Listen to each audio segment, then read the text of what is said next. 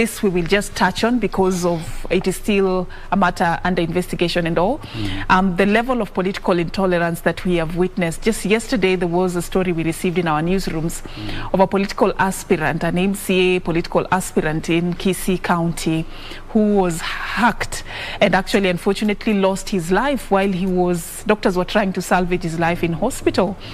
The consequences are still very unclear. Investigations are still underway to understand what might have led to his death, but it's coming just 3 days before I understand he took part in the ongoing party primaries. Really unfortunate. But why I'm raising this point is because leaders from that region, what they were saying is they were calling for security for all aspirants in the country, that it is time that the government should really get serious and offer security for any person who is vying on the is on the race to the 2022 general election. So my question to you both, what is happening? Is it that serious? The former Prime Minister the other day had his helicopter stoned, and we've seen even a rally that the DP once held in the Eastlands part of Nairobi became chaotic at some point. And when we see such things in our political environment, what is it that it is, what message is it sending about us as a populace? Willie, let me begin with you.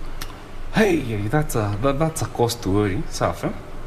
If we have gotten to the point of hacking aspirants to death, then what is in waiting for the voter?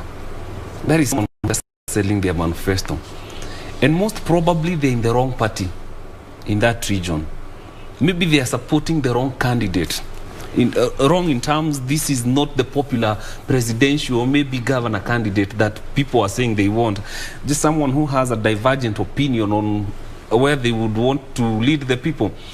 Now, God forbid that 2007, 2008 may look like a joke if we continue that way.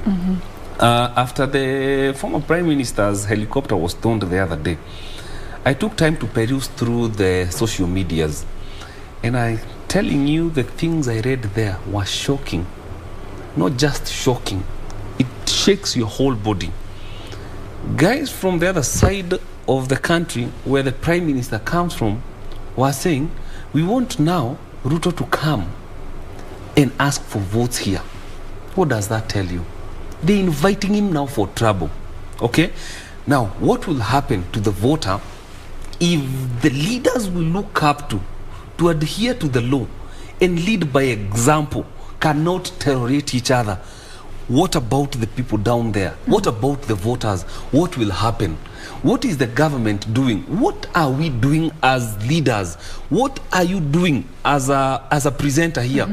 What is the role of everybody in this country? Because when this nation burns from one end, trust me, everybody in the nation will be affected. And I think it is high time we preach peace more than campaign. And I think we as the voters and as the people, we need to vote for people who are talking about peace more than people who are talking even about their manifestos and their political sides. Because it might get to a place that peace in this country might be something that will be long gone for a very long time. Not so long ago, look at what happened in 2013.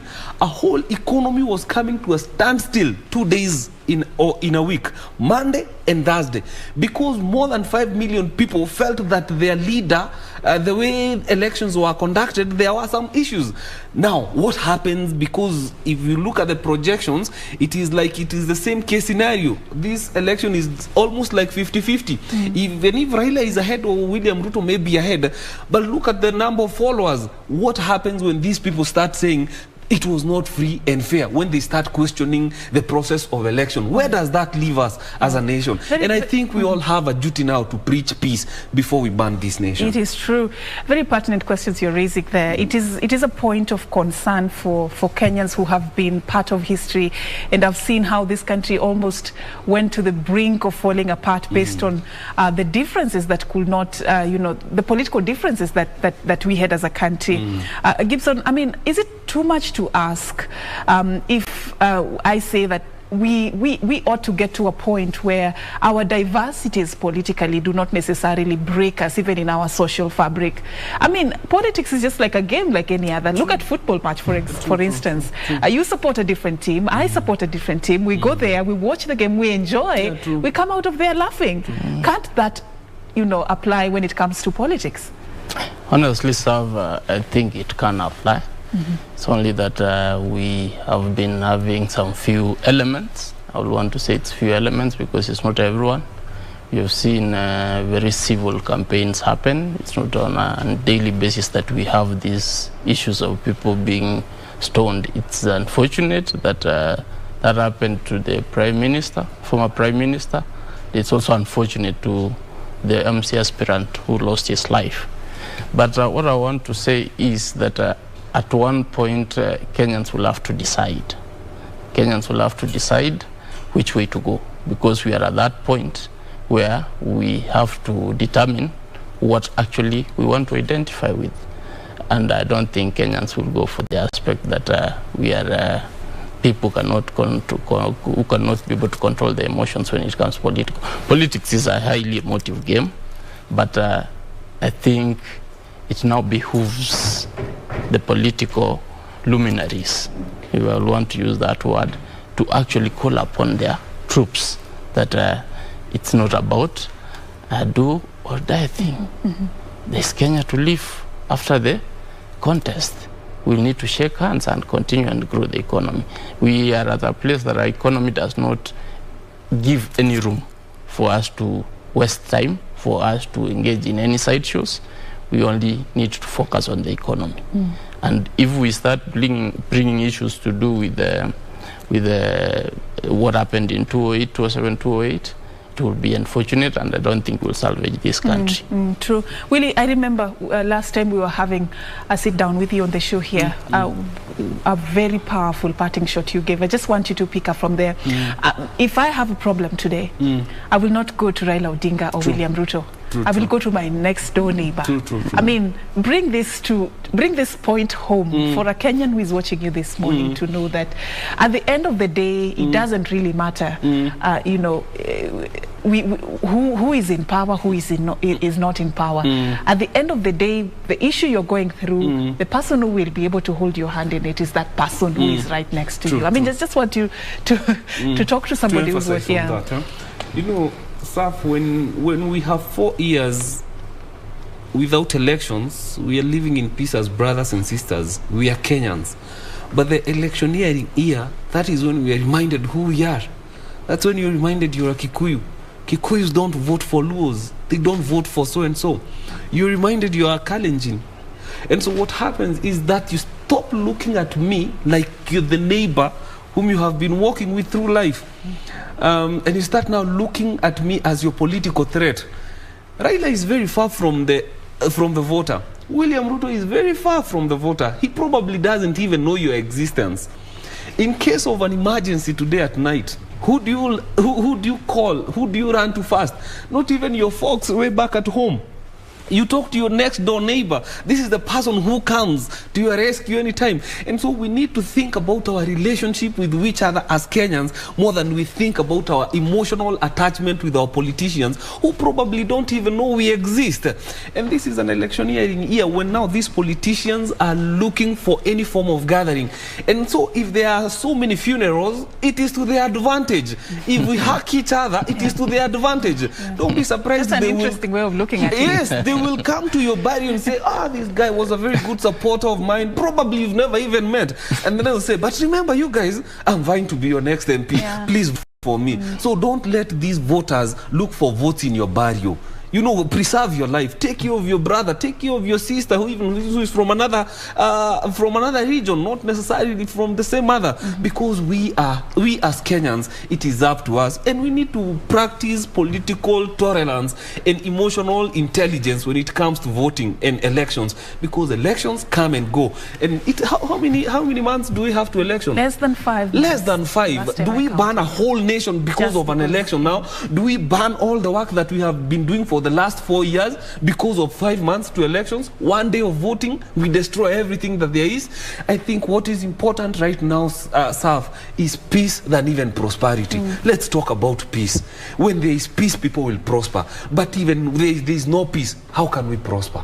There's no development. That actually came to the fore, courtesy of the handshake. When the handshake happened, actually one of the reasons why those proponents of the handshake were saying the reasons why they did it was because nothing was going on at that particular time. The country was burning. So it was necessary and prudent for us to really just sort of embrace each other and come to a realization that we need to move on. So why do we want to reverse the gains? My question again. But Gibson, just what role do leaders have to play in peace building of this particular country? Because we cannot mobilize ourselves as voters and say we want peace and leave them out of this conversation. How do they come in, and what should they essentially do as a proactive approach to prevent, making this country fall apart?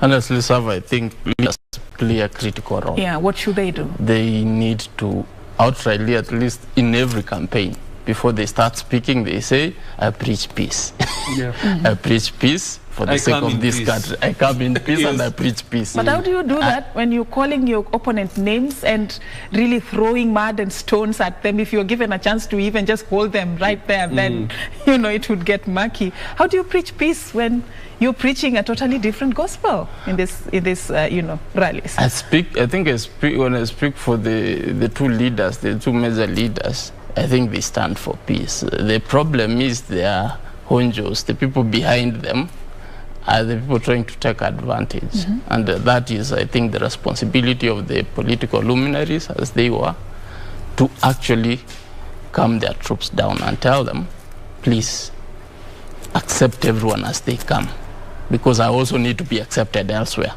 If you don't accept these other people from other side, I might also not get time or ground elsewhere to campaign. So once that message is clear, then I think Kenyans will follow suit, because politics is a very emotive thing, and at that point where Kenyans just need something small to tiff them off. And as long as you have some disgruntled MCA telling you that you don't like this guy, is not for our guy, then that makes guys to start running up and down, and that is something we need to avoid. But then on the other point, I would want to say we have institutions like the National Council of Cohesion, the Cohesion Body, NCSC. They need to start doing civic education. They actually, if I was to be the CEO of that body, I'll call all politicians, tell them, guys, come here. Now, these are the rules of the game.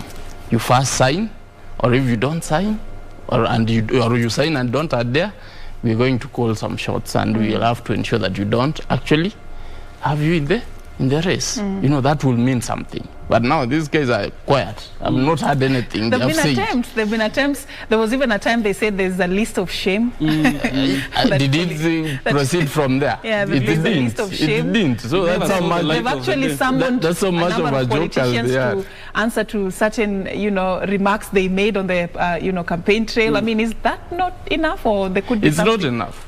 Honest, from where I sit, it's not enough. We need to see these guys not just back once and then disappear and retreat backwards. They need to be at the forefront and say, we're going to deal with everybody who is not for peace in this country. Before we put that matter to rest, what makes our politics such a do-or-die scenario? We're victims of circumstances, perhaps, because we could be addressing the problem of let's have peace, let's have tolerance, but we have not really dug deep to look at why is this politics such a high-stake phenomenon? What made it so precious that if I have to ensure that the person from my community is at the top, I have to ensure that the person from my tribe is the one who gets this ticket. Why is it so emotive and high-stake? I think there's a lot of ignorance in this country. We are yet to break the barrier where we say we have broken even with ignorance. there's also the issue of having a lot of poverty, more than the rich. The number of the poor people vis-a-vis the people who have a good life tends to be a bit more. And so politicians take advantage of these people. They start blaming other politicians and leaders for their poverty. You're poor because of so and so. Your life is not good because of so and so. And so they take advantage of that ignorance and that kind of and poverty. And so when you start hearing from a leader you look up to inciting you against a certain leader, you start now venting out, you're the cause of our poverty. Not so long ago in this country, we had a very dangerous narrative of the dynasties versus the hustlers, where now the hustlers were blaming the dynasties for their poverty. Okay, this is an issue that even the international community had to come in and just help this country, because that was a very dangerous narrative. And so we need to start thinking about, what can I do to improve myself? Not what the politician is doing for me, okay? What do I do to make my life move on? And I can tell you, even the next president and even the next regime, there's not much they will do to change your status quo, unless the things you personally decide, unless the bad decisions that are contributing to where you are, unless you're willing to change them and do things differently, you will continue blaming politicians and leaders for your poverty and your misery. And so what happens now, these cunning politicians will come and incite your situation against the leaders who are in place, and they never do things differently even when they are given the chance. And so we need now to start doing civic education on every platform. The next regime should actually fight ignorance in this country. Say the next 3 years we are fighting ignorance. We are not going to do any development since we got independence. I mean, but why do we ban our country? Why do we kill each other at the expense of an election? Isn't that ignorance of the highest order? And that is why I would propose, whoever takes the next government, waste every resource, not to waste, use every resource in the next 3 years, just to make sure we have an ignorant-free nation. Ignorant-free nation, that's a good one. So to achieve that ignorant-free nation, it will have to take a lot for that to happen. Yeah. And I just want us to move this conversation forward and look at the role of the voter, let me call him or her that in this context, yes. In deciding who that next leader is going to be. Because we've had these common narratives of power is shared at night, or coalitions this, or exits and realignments. And it's usually boardroom meetings. Yes. These decisions that are very crucial, and they're going to have a ripple effect on us as wananchi. They are made by people at the top. Where do we fall as voters? What is it that is our role in making those decisions? Let me start with you, Gibson. I think what I think is Kenyans are a very enlightened lot, but I don't know, when it comes to elections, then they make the worst decision. It's like that kid who performs so well. Anyway?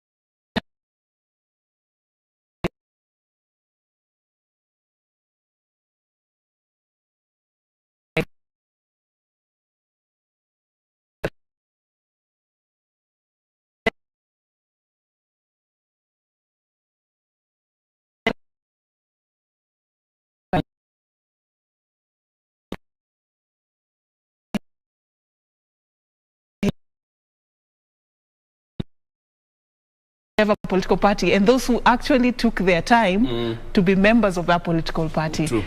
Are we, preaching water and drinking wine, chini ya maji, like are we, we are not really taking this nomination process seriously, and it's a very crucial step to the elections. Yeah, very. If it walks like a duck, quacks like a duck, then it's a duck. Okay? I'm saying that because of the nomination history of this country. Okay? No sane politician want to be subjected through the nomination process. Because some of those people who are promising change in this country, we know the history, we know what happened. And because, unfortunately, some of them have created very popular waves, they have so many aspirants. The same aspirants who are in that wave are also scared of history repeating itself. So no party right now want to subject itself to a nomination process. No aspirant want to be subjected to the nomination process. They've lost hope. They have lost totally hope no in trust nominations. in the nomination process. Yes. I've realized that some of the most very good politicians, big wing politicians, are not even in any party right now. Most of them are either independent or with these small new parties. So that now they're able to bargain. Their bargaining power is, you are a new candidate with a big party, but I'm a well-seasoned politician in a small party. Well, who is it gonna be? You choose for yourself. Okay? Allow me to just add something small on what my brother has said here. There's no way you can vote for someone who insults leaders and other people and you expect change. We say electioneering period is the only time we Kenyans stop thinking. We trade our thinking capacity for sycophancy. You will realize learned people who are supposed to be showing the way in the community are now sycophants who will help the rest of the people. If educated people have turned out into sycophants, now you can imagine what will happen down there. And in Africa they say empowered people are not good worshippers. Politicians thrive in being worshipped. And so one of the things they do, they will make sure that there is so much poverty and pain and agonizing of the voters, so that when they come to look for votes on a weekday like today, okay, when young people are supposed to be working, it's 10 p.m. or 1 p.m. they are able to fill those school fields or the roadside campaigns. No, that is problem. That's what poverty looks like. If you look at the well-advanced nations, most of them campaign at night. So that people now are busy during the day. People are very busy during the day, and so for you to attend to a political rally, you have to spare 1 hour to go and listen to what your preferred candidate is offering you, different from the one who was there. And that is why we're saying we have a long way to go. And first things first, let us make sure that we have beaten ignorance, even if it's in the next 5 years, and then we will start shaping this country. If you look at some of the things that the president has done in this nation, he was very objective in laying a foundation, an infrastructural foundation to prepare the nation for the economic revolution that will come. Because everyone is talking about an economic revolution, but no one remembers that an economy is built also on a foundation. So the president has building the foundation to carry us into an economic revolution, but because he is not now making some popular political decisions, he will have to be fought from all angles by now the most popular wave, and he's wondering what is happening. And so it is up to us as voters to start protecting the leaders who have the best interest at heart for us. Gibson, yes, just as you add to what Willie has said, do you think that sometimes we allow politics to deny us of the right to have good leaders and to deny us the right of enjoying good services from our leaders and from our government? Unfortunately, that's very true. Unfortunately, that's very true, because now, you see, you elect a leader who is not gone to any school. He was not even a good performer in class. Even the classmates can attest. He's not been known to have run anything, not even a village cattle dip. But you find that is the person who is elected for MP. And that story cuts across the country, not in Turkana, not in cosmopolitan Nairobi where people are presumed to be learned. I see where you're going. But they say leadership is, leaders are born, not made, or it depends on which side of the argument you come from. Yeah, but you see, leadership is demonstrated from previously. There's a run-up to that. What have you done? Exactly. But if you're a leader, yes, you have done some track record. Yes, the track record must have demonstrated itself at one point or another. But here is a person is not known for having done anything. The only thing maybe is known is to be a very good political heckler. So that is the person you put into office. That's true. Because he can shout the loudest, he can be able to twist people around, he can be able to get a huge army of goons to intimidate the opponents. And through that, people decide to say, this seems to be the strong man, let me vote him. It's unfortunate. It's unfortunate really as a country. We need to start, especially, for example, you look at Nairobi, a very serious economy, which runs almost 60% of the economy. You elect a joker for Nairobi. What do you expect? Honestly, what do you expect? And I'm told that the politicians know that these sides of Westlands, these sides of the people don't vote, so they go to the poor people in Kayole. So actually, they don't campaign these sides. They campaign in Kayole, Kangemi, Kibera, where they know they have invested in ignorance. They want to take advantage of the ignorance of the people. Not only in ignorance, because even people in Kibera are very much enlightened. They know what is happening, because the economy, once it takes a dip, affects them. But now, these people will be looking at, okay, this one is saying very good policies, and he's saying the right things. But then, it's not insulting people. The other thing is, this one is, of course, seems to be saying some good things, but then he has given me something to go home with. You know, now, unfortunately, Kenyans, that is where we fail ourselves and say, ule nimekula yake, nitapigia kura. You know, that is unfortunate. That's very unfortunate. And then the elite also now shy off. They shy off and say, even if we vote, it will make a difference. There is nothing. Let the hooligans choose the person for us who is going to govern us. And then now everybody now decides, I will do just what is good for my family, and what I will. And then at the end of the day, the cycle continues. Since independence, the cycle continues. That is where we have been left behind by the likes of Singapore and the likes. If you look at this coming election, it's a unique one in so many aspects. But I want to look at it in terms of issues. If you were to put issues on the table that should inform, who becomes the leader, what are some of the issues that Kenyans are currently, going through, that if you were given that mandate to put on the table and tell that person who is vying, this is what we want you to address for us, Willie, what are those issues for you?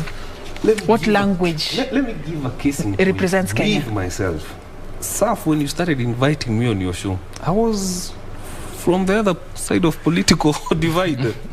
And so as time comes, I have changed my mind, okay? Because I am thinking about this nation, I am thinking about my children, and I keep telling people, if our children will inherit our struggles, then we are a failed generation. We have failed as fathers. And so what do we need to do? We need to make very unpopular decisions, just for the sake of this country. Let's talk about leaders who are not political. You know, leadership is character. And that is why we say garbage in, garbage out. You cannot vote for garbage in and expect that thing to be so clean when they take in power. It will not happen. There are no political miracles. There are no miracles in character. If someone, we know them by the color they, and at one point people don't hide their character. You will know the kind of a leader who is aspiring to be what? By the way they are talking, by the way they are insulting people. And so we need to look at someone's track record. Okay. What's your CV? What have you done for the people? Yes, you want power. Where have you been? But where are you coming Where from? are you What's coming from? You need to have a story of where you're coming from. Okay, we'll pick up from that, because that is what I find important in this crucial season of making decisions on who becomes the next leader. But in studio, we have been talking about matters politics on the road to the 2022 general election. And today, we have actually taken a bigger chunk of this particular forum to talk to the person who is the voter who carries the mantle to decide who becomes the next part of leadership of this particular country, the so-called wenye nchi, who think they are wananchi. You see? And before we took the link, Willie, we were just, discussing what issues ought to inform who becomes the next leader, who will speak our language. I just want you to finish up on that, and also I want your response as well, Gibson. All right. I'll start by saying that good leaders in this country, guys with a vision, hardly make it to the offices they were looking for, because leadership is in character. If a good character will not look for goons to fight your opponent, a good character will not insult people on political rallies, a good character will not take advantage of the poverty of the people. These are leaders who are always thinking about solutions for the people, permanent and lasting solutions. The other thing, we as the voters need to protect these leaders from bad politics, so that at least we can see what they can do for the people.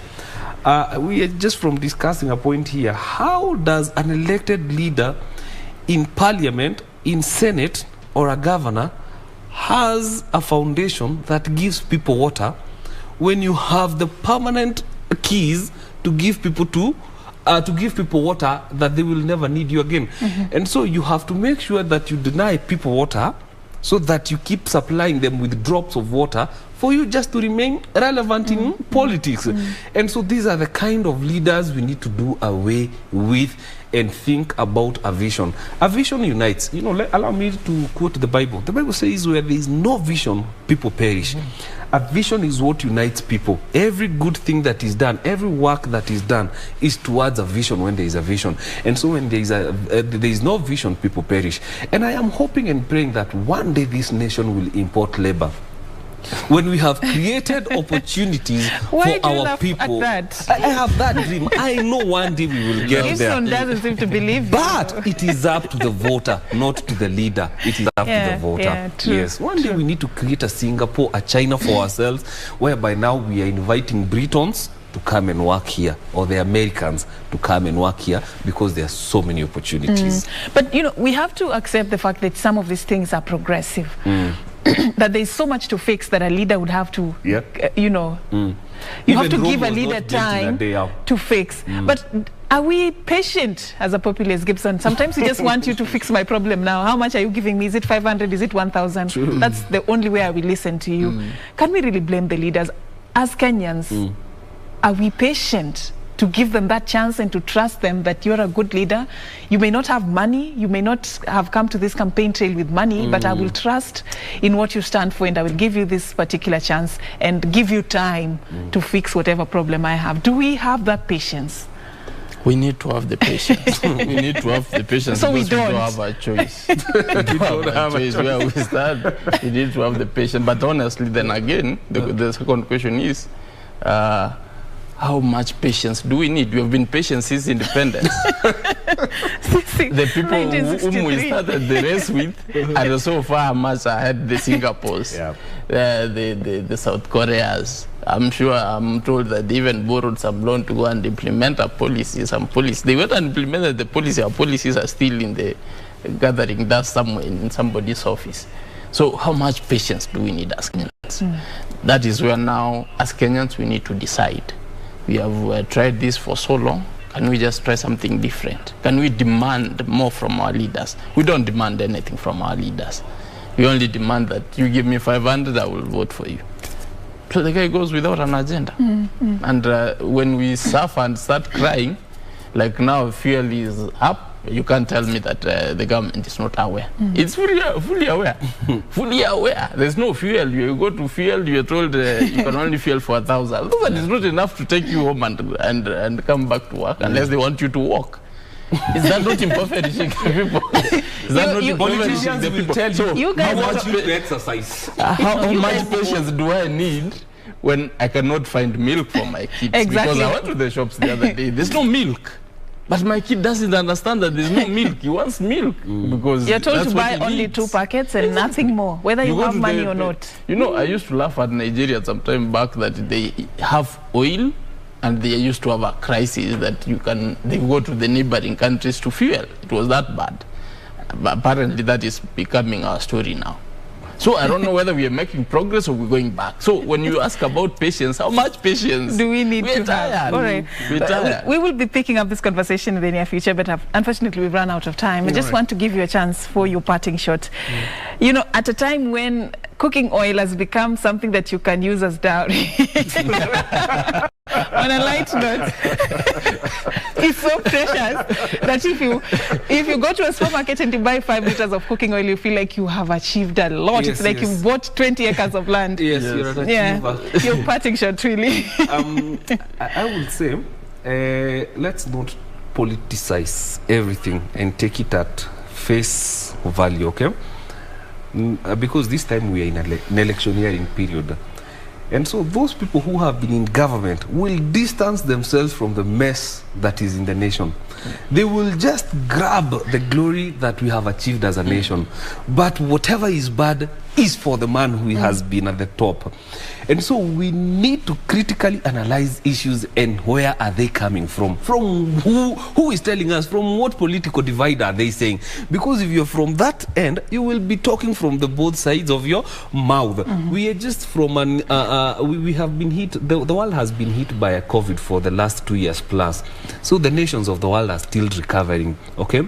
I just saw the other day a video in America of a woman who was just about to cook, and then the husband come rushing with that, you know, that syringe. No, don't put that kind of, you know. It's a lot. Yes, it's a global problem. Yes. And so what we need to do is not complain so much, but just be patient and maneuver these. No, there's no permanent issue. Yeah. These two will pass, and so we need to be our brother, sister. And if you're able to buy an extra bottle, an extra liter for your neighbor, just on their birthday, give them that 1 liter and they will appreciate. Oh my goodness. 1 liter of oil for a birthday gift. We have gotten there. Gibson, your parting shot very quickly. For me, Safi, it will have to be that we are at that particular crossroad, and we will need to choose the path which we will want to have for our country, for our children, for everyone else who is going to come after. So we have tried these leaderships. We have seen whatever it is that they can offer. We know who stands for what. Yeah. So when we're going to the ballot, let's make the right decision, because that will count for whatever it is. You will be able to go through it for the next 5 years. If you want to still suffer the problem of fuel crisis, where now you will need to go for dowry and pay with oil, if you want us to sing that law, then make your decision there. All right. Because that is very clear. Okay. Thank you so much. Well said. Gibson Gisore, a lawyer and political analyst. Also with me this morning was Willie Kamau, a political analyst, as we were looking at the road to the 2022 general election as Kenyans decide what is it that is going to be your decision and what are the principles you're going to apply as you make that crucial decision. That is what we dedicated the program for, and we hope that we have helped you. You have learned something. We do this each and every Tuesday and Wednesday right here on News Check, and we'll be picking up this particular conversation next week as well.